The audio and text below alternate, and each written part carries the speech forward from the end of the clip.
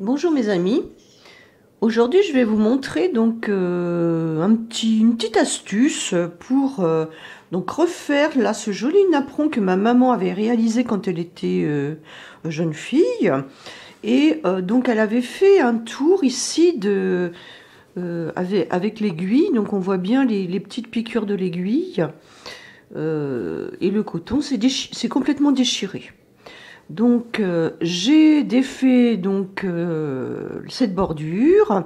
Le coton donc était de cette couleur et j'ai trouvé donc dans mes armoires pour réaliser ce travail un coton Babilo de DMC numéro 10 en orange qui ressemble beaucoup donc à la couleur déjà utilisée. Et j'ai utilisé donc un crochet numéro 1,25 parce que le bout est plus petit, c'est pour piquer dans le tissu en fait, hein. Voilà. Alors ce travail va consister à piquer des mailles serrées donc dans le tissu sur tout le tour, donc en essayant de faire des points assez réguliers. Donc ici, bon, il y en a un qui a débordé, mais parfois ça n'est pas très facile parce que le tissu s'effiloche.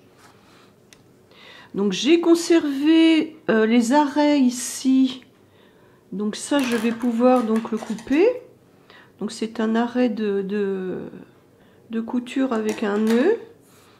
Et voilà, il y avait un petit fil qui dépassait.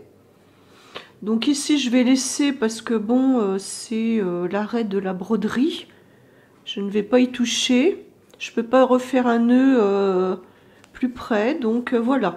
Alors j'ai eu cette idée, bon parce que je ne voulais pas me débarrasser de ce napperon, et j'ai eu cette idée donc de faire un tour de maille serrée pour lui refaire une jeunesse. Voilà, donc tout simplement là, on va essayer de faire des points le plus régulièrement possible. Donc en piquant. Donc ici, on voit un petit peu les traces des aiguilles de la broderie précédente.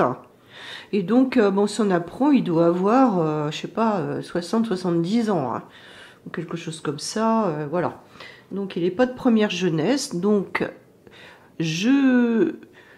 j'ai démarré en fait comme pour un napperon au crochet, donc en enfilant un nœud coulant dans mon crochet, et ensuite j'ai piqué ici environ 1,5 mm plus loin. Je tire la boucle, je fais un jeté et j'écoule.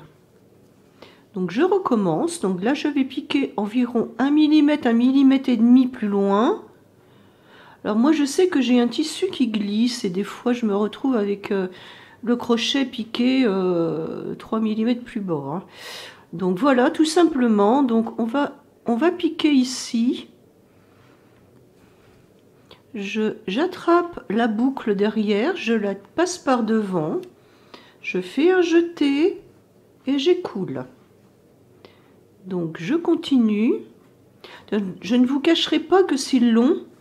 Et que bon, moi j'ai commencé ça hier et ça me fait un peu mal aux doigts, hein, à repousser donc mon petit crochet pour piquer dans le tissu. Voilà, comme ceci. Donc là, je fais un jeté, j'écoule mes deux boucles. Voilà. Donc je continue, donc je pique dans le tissu, je tire la boucle par devant, je fais un jeté et j'écoule. Donc voilà, comme ceci. On tire la boucle, un jeté et on écoule. Donc encore, on pique dans le tissu, on tire la boucle, un jeté, j'écoule. Donc ça n'est pas un point qui est très difficile. Par contre, il faut absolument essayer, bon là j'ai fait un petit raté aussi, d'être régulier. Et au fur et à mesure, eh bien, j'enlève donc les petits... parce que le tissu donc c'est ouvert et bon il y a des petits fils, je n'ai pas surfilé. Donc ça c'est un moyen de surfiler en fait un tissu, puisque je suis en train de réaliser un feston, ce qu'on appelle un feston, parce que là vous voyez ici mon tissu il est tout effiloché.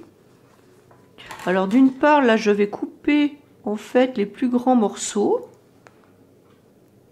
Et je vais donc cacher les morceaux qui sont plus modestes dans mon travail. Voilà. Et là, c'est pareil. Enfin non, là, c'est bon parce que le nœud a été pris le vert a été pris dans le marron. Mais sinon, j'essaye de cacher également les arrêts de fil au dos pour ne pas que ça dépasse. Donc voilà. Un jeté, j'écoule. Donc là, je vais piquer dans le point du fil marron. Donc j'attrape le fil derrière. Donc ici, j'ai un petit morceau que je retire. Un jeté et j'écoule. Voilà, ensuite donc, je pique, je ramène le fil, un jeté et j'écoule. Je pique un peu plus loin, donc environ 1 mm et demi, 1 mm quoi. Je fais un jeté, j'écoule mes 2 boucles. Je pique plus loin, j'attrape le fil derrière, un jeté et j'écoule mes 2 boucles. Je pique plus loin, j'attrape le fil, un jeté, j'écoule. Voici. Donc en fait, si ça fait un petit peu ondulé, là, ça part quand je le repasse avec mon fer à repasser, là, ça va s'en aller. Donc je continue, toujours de la même façon. Donc sachant que je vous rappelle que mon tissu ici donc glisse beaucoup. Donc si vous le pouvez, vous pouvez utiliser un fil encore plus fin et un crochet donc numéro 1 ou 0,75. Parce que là moi j'ai pris un numéro 1,25 mais le bout est quand même un petit peu gros et moi j'ai la fâcheuse habitude de tordre mes outils. Donc là le bout est tout tordu. Et je tords aussi mes aiguilles à tricoter, mais bon, je vais en racheter d'autres, hein, c'est pas un problème ça. Donc je pique plus loin, je ramène le fil, un jeté et j'écoule mes 2 boucles. Je pique plus loin, je ramène le fil, un jeté, j'écoule mes 2 boucles. Je pique plus loin, je ramène le fil, un jeté, j'écoule les 2 boucles. Et donc là, bien, je vais terminer donc ce tour. Là, j'ai presque terminé. Voilà. Donc il est vrai que j'ai hérité de pas mal de napperons brodés et tricotés ou crochetés. Et je n'ai pas envie de m'en débarrasser puisque c'est ma maman qui les a fait. Donc voilà. Donc aujourd'hui nous avons appris donc cette astuce qui nous sert à réparer donc la bordure festonnée d'un napperon brodé ancien en tissu. Voilà. Donc on se retrouvera donc à la fin de ce travail. Alors ici, je suis tombée sur un os puisque le tissu s'est débiné en quelque sorte. Alors là, j'ai pas d'autre choix que de piquer plus bas, ici, là. Et je pense que je vais piquer plus bas sur plusieurs endroits, puisque sinon, bon, bah, mon feston va s'en aller. Alors ici, je pique ici. Voilà, en fait, il s'agit d'arrêter les filochages du tissu, tout bonnement, en faisant donc cette bordure festonnée. C'est comme une surfileuse, sauf que là, je le fais à la main. Bon, certaines d'entre vous ont peut-être des machines à coudre, mais tout le monde n'en a pas. Hein. Et puis bon, moi je trouve que c'est pas... Des fois, c'est pas très propre. Hein. Enfin si, les points sont réguliers, mais bon, on peut rater des bords là comme ici avec des franges. Hein. Donc voilà, donc là j'ai piqué mes points, donc un tout petit peu plus bas, légèrement. Donc ici il y a un petit bout de fil blanc qui dépasse, donc je le retire. Voilà, donc ça c'est un travail de réparation, hein, en quelque sorte. Donc voilà. De décoration aussi. Voilà. Donc on se retrouve à la fin de ce travail. Voilà, j'ai carrément terminé mon tour. Donc je vais faire encore 3 points dans le tissu avec des mailles serrées. 2. Ah, c'est peut-être un peu près du bord. 3.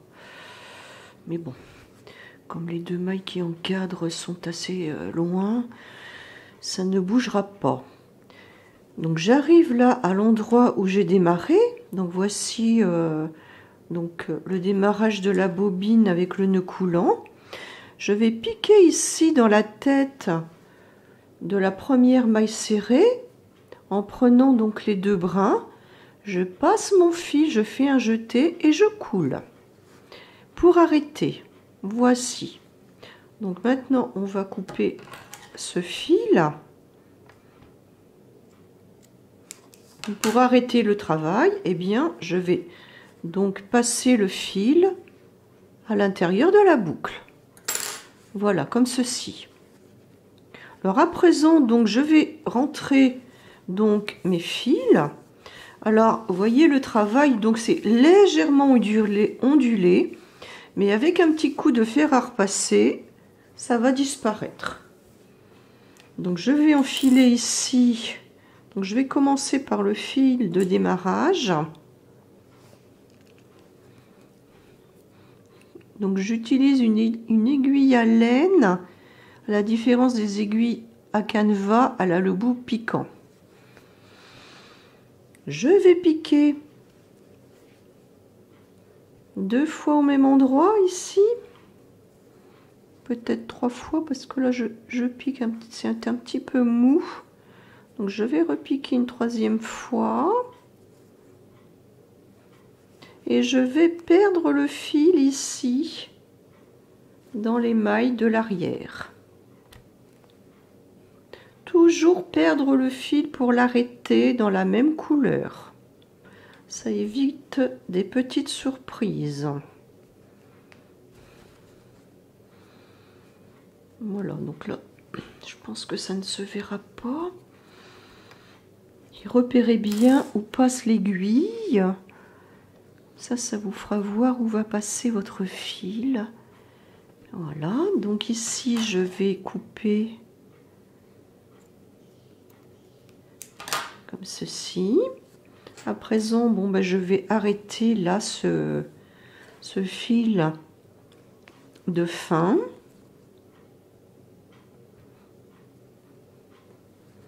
Donc je fais le même travail donc sur le côté arrière parce que je ne veux pas que mon point d'arrêt se voit. Donc 1 fois, 2 fois et je pique 3 fois au même endroit. Et maintenant je vais passer le fil, je vais le cacher ici à l'envers de mon travail. Comme ceci. Donc voilà.